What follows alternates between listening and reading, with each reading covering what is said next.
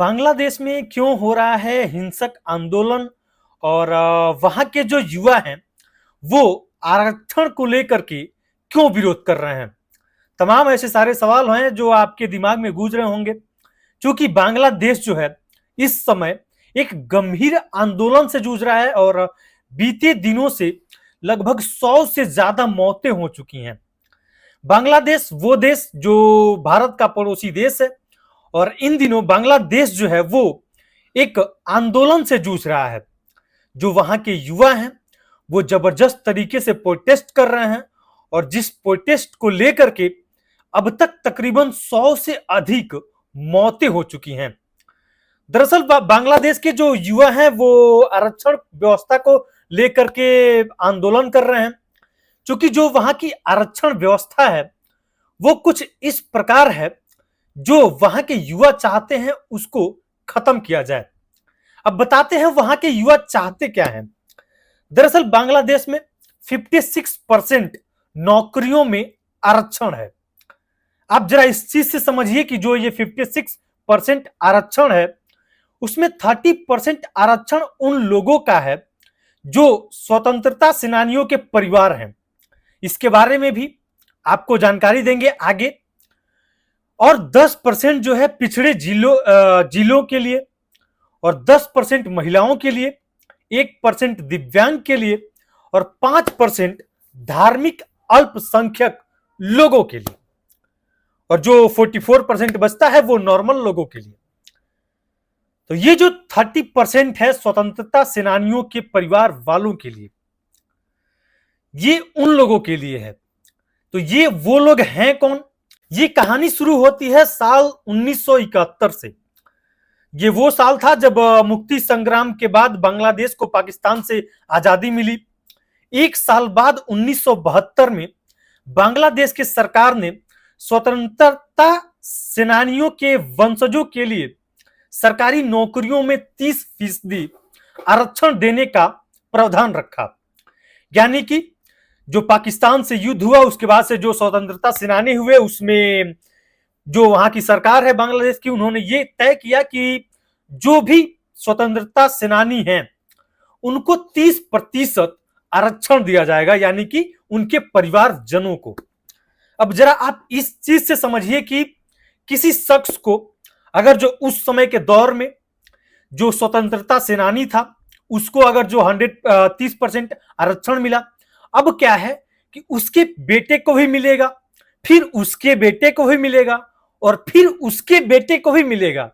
यानी कि ये जो परंपरा है ये वर्षों से चली आ रही है। यानी कि 30% जो आरक्षण है उसको लेकर के सारा मसला जो है, सारा प्रोटेस्ट जो है उसको लेकर के है। 56% आरक्षण है, उनमें युवाओं को कहीं से भी नुकसान या फिर कहीं से भी दिक्कत नहीं है। दिक्कत और सिर्फ इसी चीज से है कि 30% जो उन स्वतंत्रता सेनानियों को दिया जा रहा है, जो उनके परिवारजनों को दिया जा रहा है, जो पाकिस्तान से युद्ध में स्वतंत्रता सेनानी हुए, उसको लेकर के यह विरोध जो है वो पिछले महीने के अंत से शुरू हुआ था और अब ये विरोध इतना हद तक आगे बढ़ गया है कि हर दिन कुछ ना कुछ लोगों की जरूर मौतें हो जाती हैं। और वहां की जो सरकार है वो तो बात करने के लिए तैयार है, लेकिन जो प्रदर्शनकारी हैं, जो प्रदर्शन कर रहे हैं, जो विरोध कर रहे हैं, वो बात मानने के लिए, बात करने के लिए तैयार नहीं है। क्योंकि जो प्रदर्शनकारी हैं ये चाहते हैं कि पूरी तरीके से जो 30% है दिया जा रहा है स्वतंत्रता सेनानी के परिवारजनों को, वो खत्म किया जाए। वहां से जो आरक्षण है पहले उसको खत्म किया जाए, तब जाके हम सरकार से बात करने के लिए तैयार हैं। अब सवाल आपके मन में ये उठता होगा कि 1972 में अगर जो इस कानून को, इस प्रावधान को लागू किया गया तो अभी क्यों हमला हो रहा है, अभी क्यों लोग जो है वो प्रोटेस्ट कर रहे हैं, आंदोलन कर रहे हैं, लोग मर रहे हैं। तो दरअसल जो 1972 में ये कानून व्यवस्था, जो आरक्षण ये लागू किया गया था, उसको 2018 में सरकार ने समाप्त कर दिया गया था। जरा फिर से सुनिए कि 2018 में इस व्यवस्था को, इस आरक्षण व्यवस्था को सरकार जो है वो समाप्त कर दी थी। वहीं पिछले महीने उच्च न्यायालय ने सरकारी नौकरियों के लिए आरक्षण जो प्रणाली है इसको फिर से बहाल कर दिया। कोर्ट ने आरक्षण की व्यवस्था को खत्म करने के फैसले को भी गैर कानूनी बताया था। कोर्ट के आदेश के बाद देश में बड़े पैमाने पर विरोध प्रदर्शन जो है वो शुरू हो गया है। हालांकि जो वहां की बांग्लादेश की जो शेख हसीना सरकार ने उच्च न्यायालय के फैसले को सर्वोच्च न्यायालय में चुनौती दी है। सरकार की अपील के बाद सर्वोच्च न्यायालय ने उच्च न्यायालय को आदेश को निलंबित कर दिया और मामले की सुनवाई जो है वो 7 अगस्त कर दिया गया है। साथ ही आपको यही बता दें कि बांग्लादेश की 17 करोड़ की आबादी में से लगभग 3.2 करोड़ युवा जो है वो बेरोजगार हैं।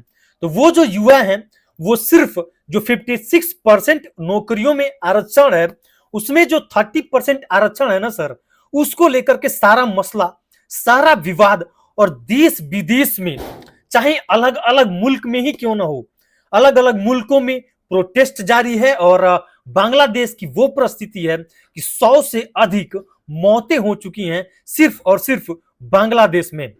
तो बांग्लादेश के युवा ये चाहते हैं कि जो वो 30% आरक्षण दिया जा रहा है स्वतंत्रता सेनानी के परिवारजनों को वो खत्म किया जाए।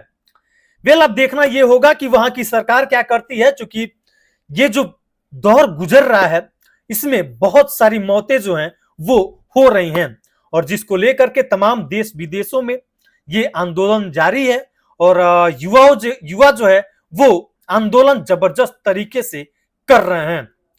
वेल ये जानकारी कैसी लगी आपको कमेंट सेक्शन में जरूर बताइएगा।